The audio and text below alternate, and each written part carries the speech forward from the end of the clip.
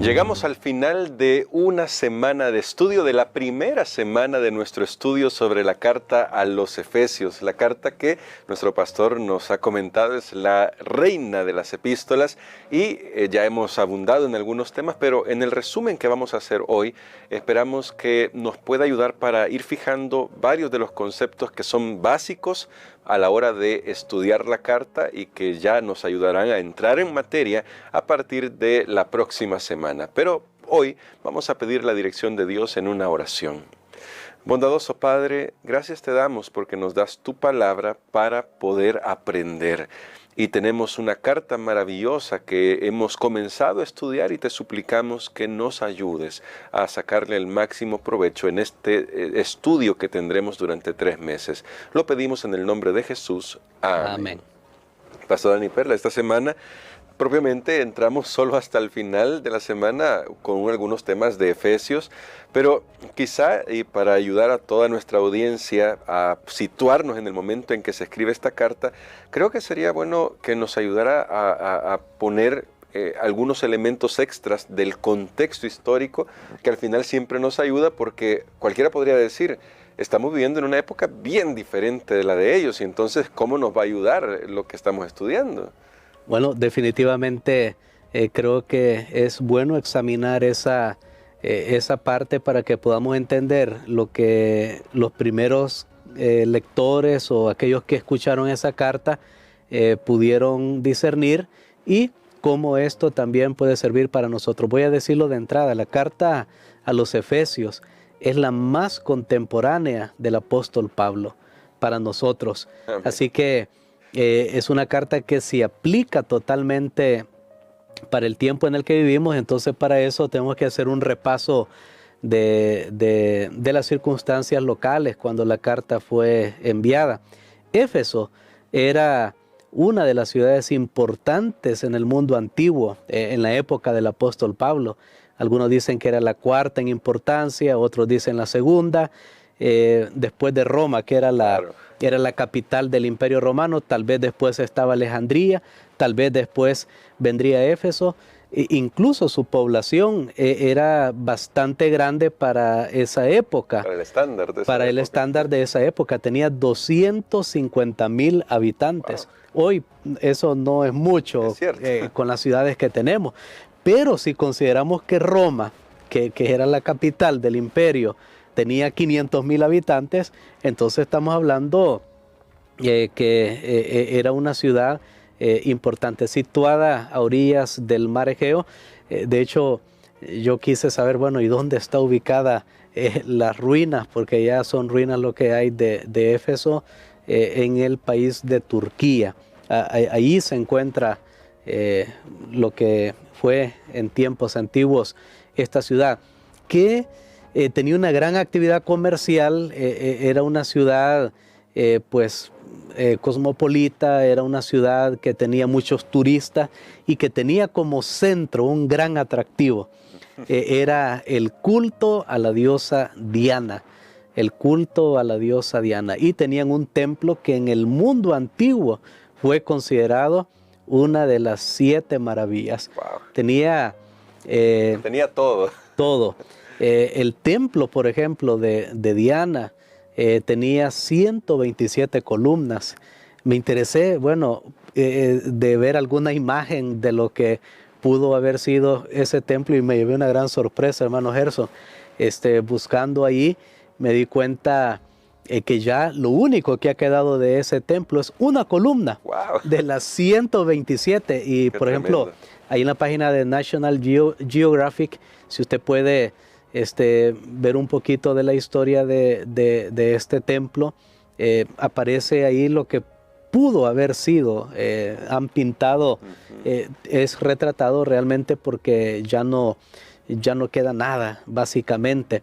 Es ahí donde el apóstol Pablo llega a predicar. De paso, el culto a Diana estaba unido con la prostitución, o sea, era con la prostitución religiosa.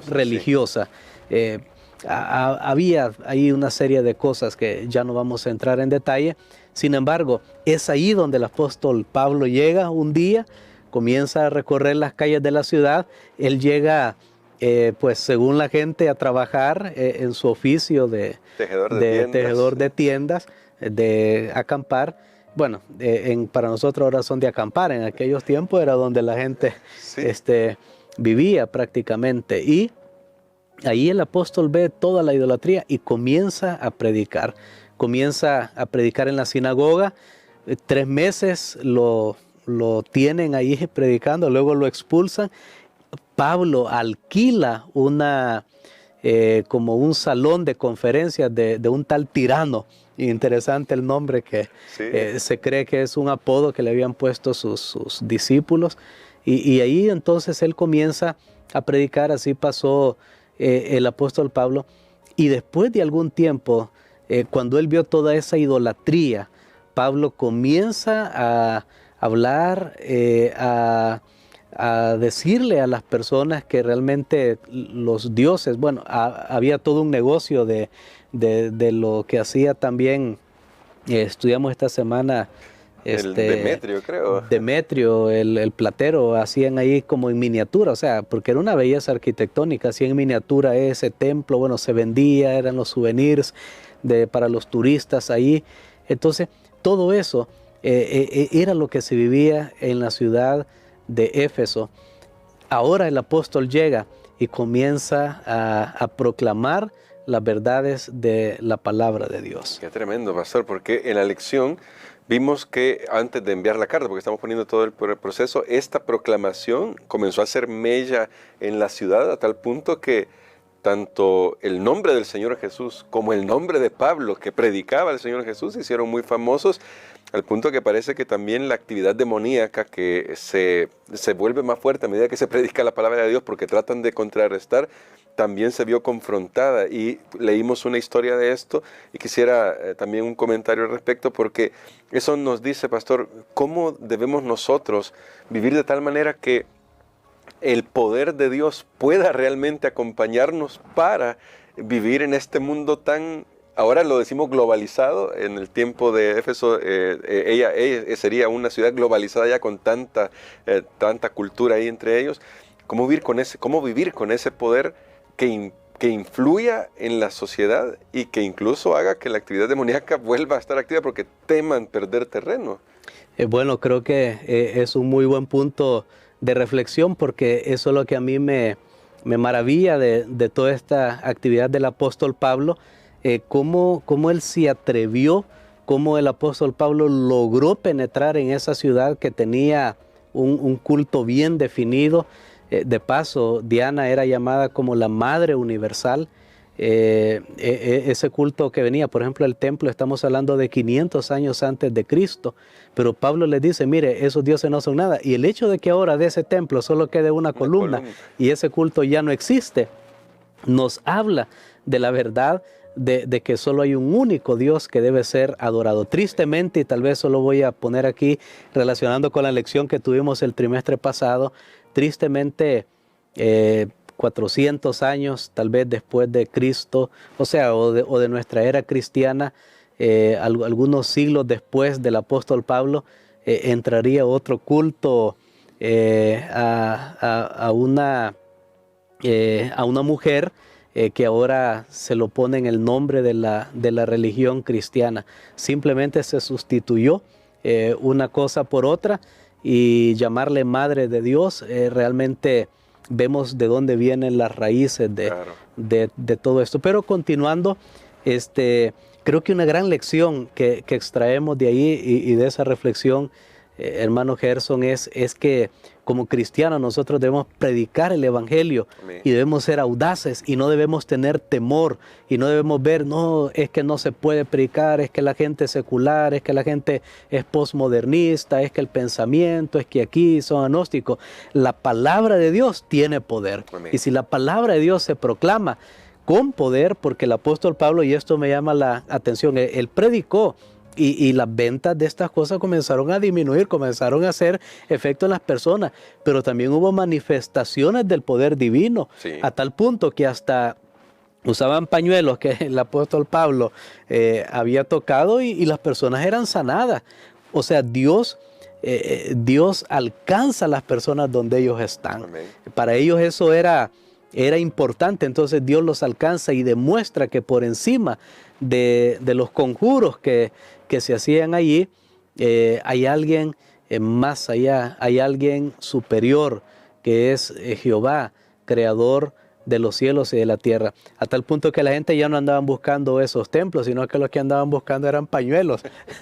y ahí sucedió lo que Sí. estudiamos esta semana, donde algunos pensaron que eso era automático, mencionar el nombre de Jesús y de Pablo y los pañuelos, y ya iban hasta a sacar demonios, y ahí se demuestra que es un asunto espiritual totalmente diferente. Pero creo que la lección permanece para nosotros hoy. Si nosotros nos hemos dado por vencido y pensamos, es que no se puede predicar aquí en San Salvador, es que no, es que la gente no quiere, tenemos que regresar a ese valor, a esa fe misionera del apóstol Pablo, y nos vamos a dar cuenta que las murallas caerán. Amén. Entonces, pastor, porque hasta ese momento Pablo estuvo trabajando ahí, pero luego de un incidente complicado con los vendedores de platería ahí, tuvo que huir del lugar básicamente, porque también es una lección de prudencia en ese caso. Pero Pablo no deja de tener interés en Éfeso, y luego les envía esta carta, que es la que estaremos estudiando todo este trimestre.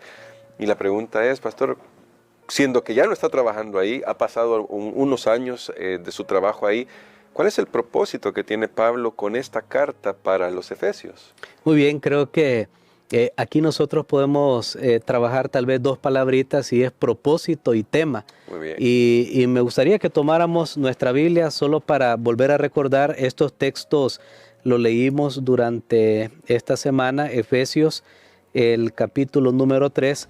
Vamos a ver cuál era el propósito del apóstol al escribir, aunque él ya no estaba presente entre ellos. Efesios, el capítulo número 3 y el versículo 13. Que dice así: por tanto, pido que no desmayéis a causa de mis tribulaciones por vosotros, que son vuestra gloria.